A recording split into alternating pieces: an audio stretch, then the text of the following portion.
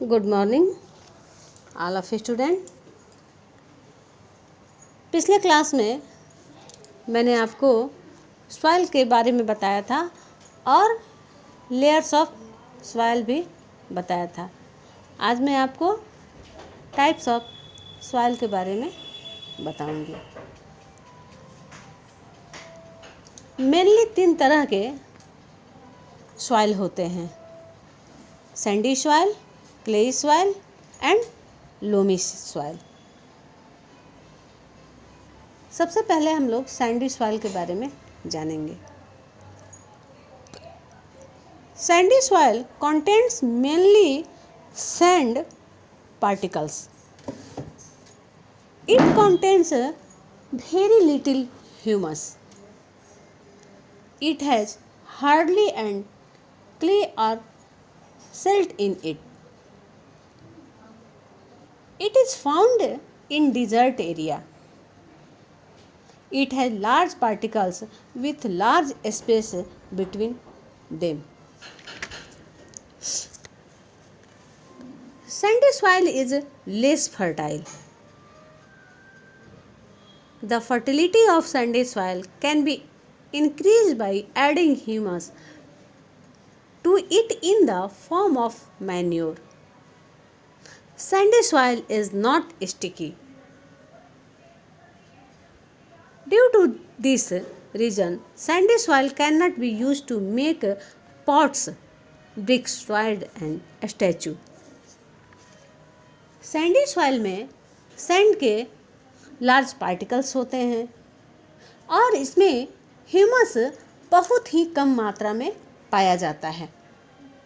उनके बीच जो Sandy soil के जो पार्टिकल्स होते हैं उनके बीच लार्ज स्पेस पाया जाता है और Sandy soil can not hold much water. वो पानी को ज़्यादा ऑब्जर्व नहीं कर सकता है। इसलिए नहीं करता है कि उसके बीच जो स्पेस होता है वो लार्ज होता है और ये फर्टाइल भी नहीं होता है, स्टिकी नहीं होता है और इसी वजह से सैंडी सॉइल से स्टैचू, ब्रिक्स, टॉयज, पॉट्स ये सब नहीं बनाए जाते हैं। अब मैं आपको क्ले सॉइल के बारे में बताऊंगी। Clay soil contains mainly clay. Clay soil also contains very little humus. It has very good water holding capacity due to its very small and tightly packed particles. It is heavy because it can hold more water than the sandy soil. Clay soil is more fertile than sandy soil. Clay soil is very sticky. Clay soil is used to make pots, bricks, toys and statue. Clay soil is the best soil for making pots, bricks, toys and statue. Clay soil में जो particles होते हैं वो clay के होते हैं और वो कम मात्रा में ह्यूमस को कंटेन करता है, लेकिन सैंडी सॉइल से ज़्यादा करता है और उसका जो वाटर होल्डिंग कैपेसिटी होता है वो बहुत अच्छा होता है क्योंकि जो पार्टिकल्स होते हैं वो छोटे होते हैं और एक दूसरे से टाइटली पैक्ड रहते हैं, इसलिए वो उसकी वाटर होल्डिंग कैपेसिटी बहुत अच्छी होती है और ये स्टिकी भी होता है।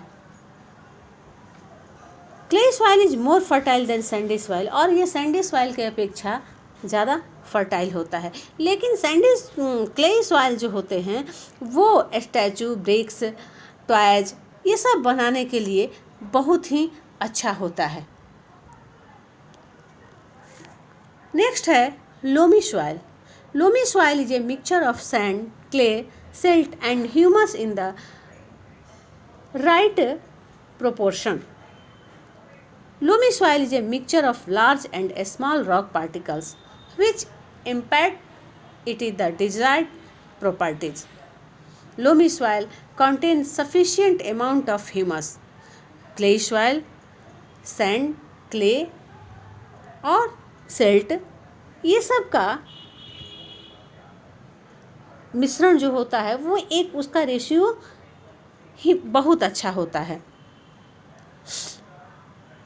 और वो उसमें सफिशिएंट मात्रा ह्यूमस का रहता है. Loamy soil has all the necessary nutrients for the growth of plant. Loamy soil is the most fertile soil और loamy soil में sufficient ह्यूमस रहता है और एक प्लांट के ग्रोथ के लिए जितने भी न्यूट्रिएंट्स चाहिए वो लोमी सॉइल में अवेलेबल रहते हैं.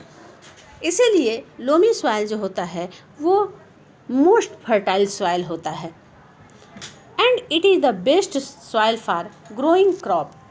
Soil loamy soil is also known as just loam और इसको लोम भी कहा जाता है. लोमी सॉइल ग्रोइंग क्रॉप्स के लिए बेस्ट सॉइल होता है. और मैं आपको होमवर्क दे रही हूँ. What is sandy soil give two properties. Second, how is loamy soil very useful for crops. Loamy soil कैसे क्रॉप्स के लिए यूजफुल होता है ये आप लिखिएगा. कल मैं आपको प्रॉपर्टीज ऑफ सॉइल के बारे में पढ़ाऊँगी. Thanks. Have a nice day.